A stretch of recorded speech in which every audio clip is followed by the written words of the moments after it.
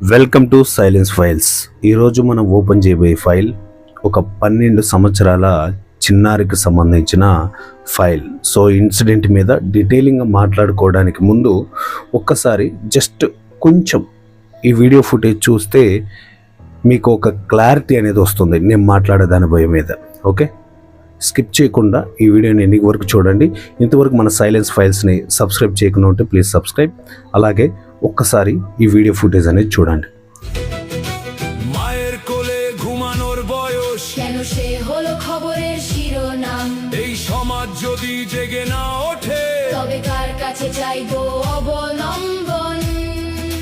বিচার চাই, বিচার চাই, ধর্ষণকারীর বিচার চাই, শিশু হত্যার বিচার চাই, নারীর নিরাপদ জীবন চাই। পোশাক নয় দোষীর মন, এই কথাটা ছড়াও এখন, আইনের পথে কঠিন রায়। অপরাধীর ক্ষমা নাই।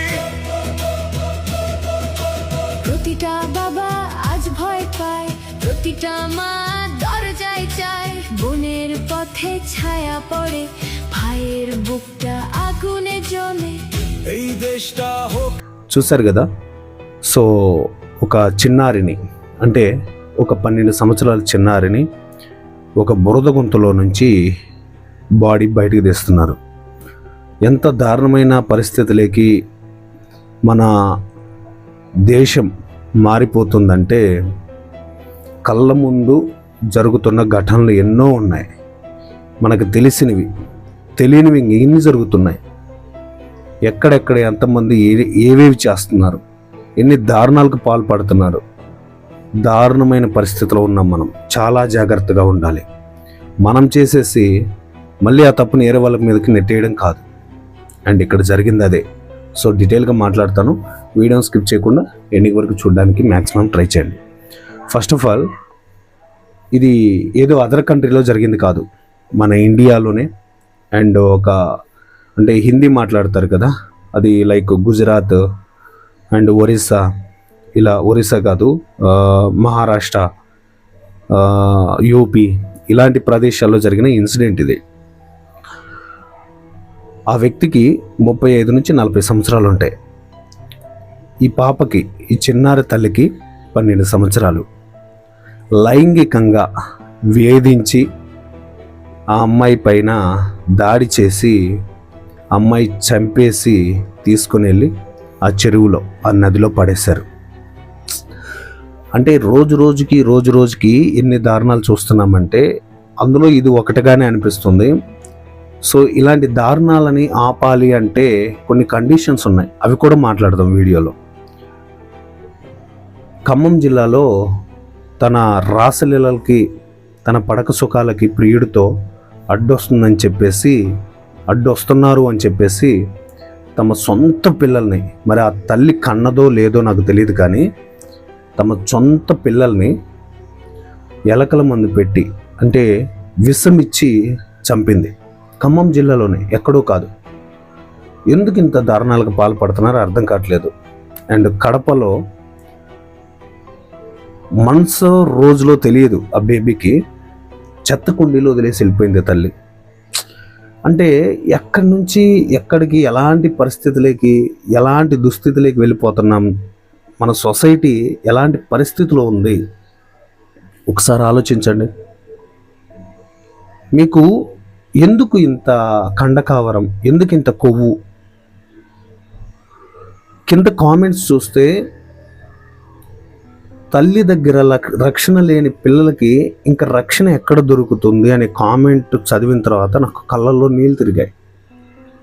నిజమే కదా, ఒక కన్నబిడ్డలకి రక్షణ ఎక్కడరా అంటే తండ్రి దగ్గర కంటే కూడా తల్లి దగ్గరే రక్షణ ఎక్కువ. కానీ ఆ తల్లి ఏం చేస్తుంది? పిల్లల్ని చంపడం, భర్తల్ని చంపడం, కొడుకుల్ని చంపడం,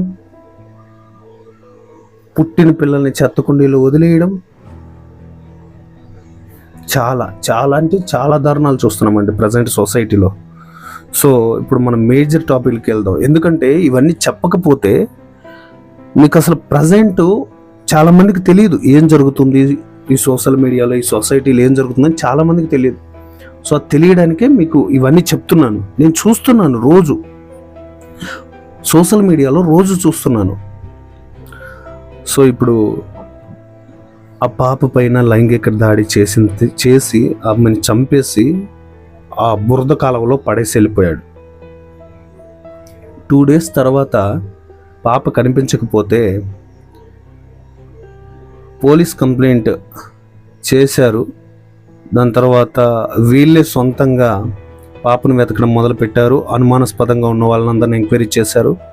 ఫైనల్గా ఒకడి మీద అనుమానం వచ్చింది. ఆ అనుమానం వచ్చిన వ్యక్తిని అడిగితే సో ఇలా చేసి తనని అలా పడేశానని చెప్పాడు. ఆ ఫుటేజ్ మీరు స్టార్టింగ్లో చూశారు. అమ్మాయిని బురదలో నుంచి బయటికి తీసుకొచ్చేసారు బయటికి.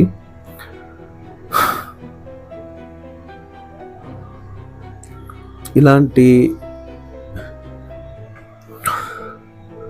కొడుకుల్ని ఏమనాలి?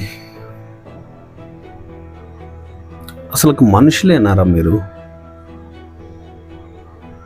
కానీ నిజం చెప్తున్నా, ఇక్కడ ఈ ఊరి ప్రజలు ఆ పాప విషయంలో చేసింది ఏంటి అంటే, మళ్ళీ నేను ఎంకరేజ్ చేస్తున్నానని మీరు అనాల్సిన అవసరం లేదు. గవర్నమెంట్ని తప్పుపట్టట్లేదు. ఇమీడియట్లీ వాడిని అక్కడే కొట్టి చంపేశారు. పాపను బయటకు తీశాక చావు దెబ్బలు కొట్టి చంపేశారు. ప్రతి ఒక్కడు భయపడాలి. కొన్ని కంట్రీస్ చూడండి, మీకు చెప్తాను. కొన్ని కంట్రీస్ ఉన్నాయి. ఆ కంట్రీస్లో తప్పు చేసిన వెంటనే 1 రోజు 2 రోజులు 1 week 10 days 1 month 1 year 2 years 10 years time లేదు. ఇక్కడ ఇమ్మీడియట్లీ తప్పు చేశాడా, నిర్ధారణ జరిగిందా, చంపేయడమే. ఉరితీస్తారు నట్ట నరి రోడ్లో. జనాలు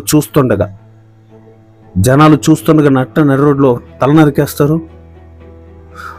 ఒక్కడితో చేసిన పాపం, ఒక్కడితో చేసిన తప్ప ఒక్కడితోటి తుడిచిపెట్టుకోబోద్ది అవతల వాడు భయపడతాడు చేయడానికి. లేకపోతే ఈ వ్యామోహాలలో, ఈ మత్తుల్లో వీళ్ళు ఏం చేస్తున్నారు వీళ్ళకి తెలియట్లేదు.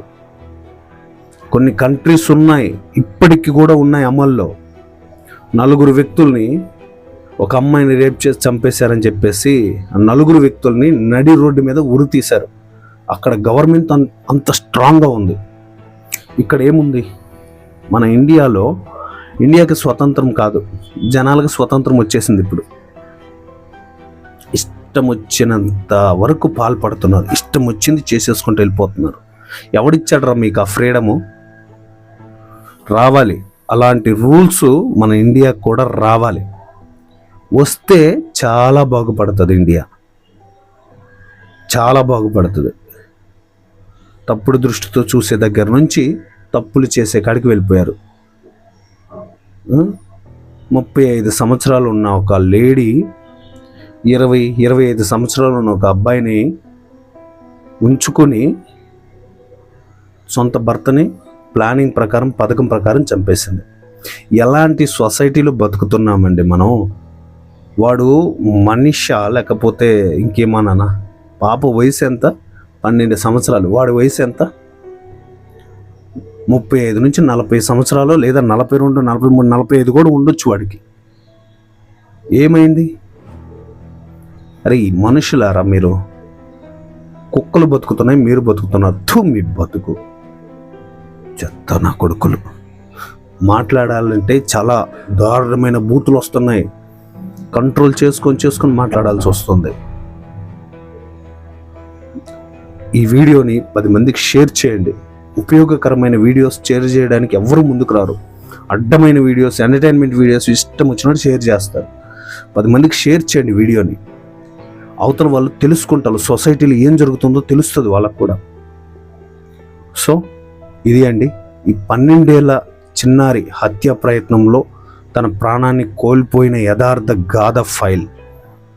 సో మన ఛానల్ని ఇంతవరకు సబ్స్క్రైబ్ చేయకుండా ఉంటే ఇలాంటి ప్రజెంట్ సొసైటీలో జరుగుతున్న వాటి గురించి మీరు తెలుసుకోవాలి అనుకుంటే మన ఛానల్ని సబ్స్క్రైబ్ చేసుకొని పక్కన వస్తున్న గణ సింబల్ పైన క్లిక్ చేసి బెల్ నోటిఫికేషన్ ఆన్లో పెట్టుకొని ఫాలో అయిపోండి. నెక్స్ట్ వీడియోలో మళ్ళీ కలుసుకుందాం. Thank you.